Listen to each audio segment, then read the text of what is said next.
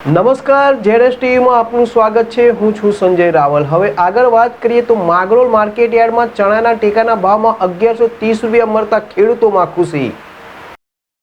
Mangrol marketing યાર્ડમાં ખેડૂતોને ટેકાના ભાવે ચણા ખરીદતા ખેડૂતોને બજાર કરતાં વધુ ભાવ મળ્યો છે।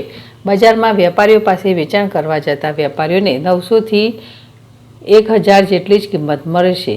તેમાં પણ વેપારીઓ દ્વારા 5 ગ્રામ કટ કપાટ લેવામાં આવશે, એટલે ખેડૂતને મોટું નુકસાન વેઠવું પડશે। માંગરોળ વિસ્તારના ખેડૂતોને માર્કેટિંગ યાર્ડ ટેકાના ભાવે 1130 રૂપિયા મળતા ખેડૂતોમાં ભારે ખુશી જોવા મળી હતી।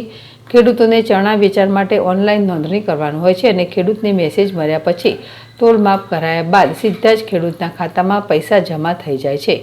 માંગરોળ માર્કેટિંગ યાર્ડમાં ઇન્ડો એગ્રો કંપની દ્વારા ખરીદી શરૂ થતાં ખેડૂતોને છેલ્લા 1 મહિનામાં 2200 જેટલા ખેડૂતોએ પોતાના ચણા વેચાણ કર્યું હતું।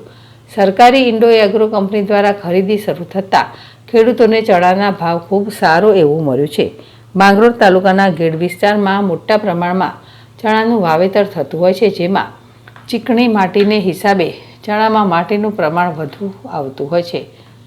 ધૂળ અને કાંકરી અલગ કરવા ઇન્ડો એગ્રો કંપની દ્વારા ચણા સફાઈ માટે મશીન પણ ઉપલબ્ધ કરવામાં આવ્યું છે, જેથી કોઈ ખેડૂત પોતાના ચણા વેચાણથી વંચિત ના રહે।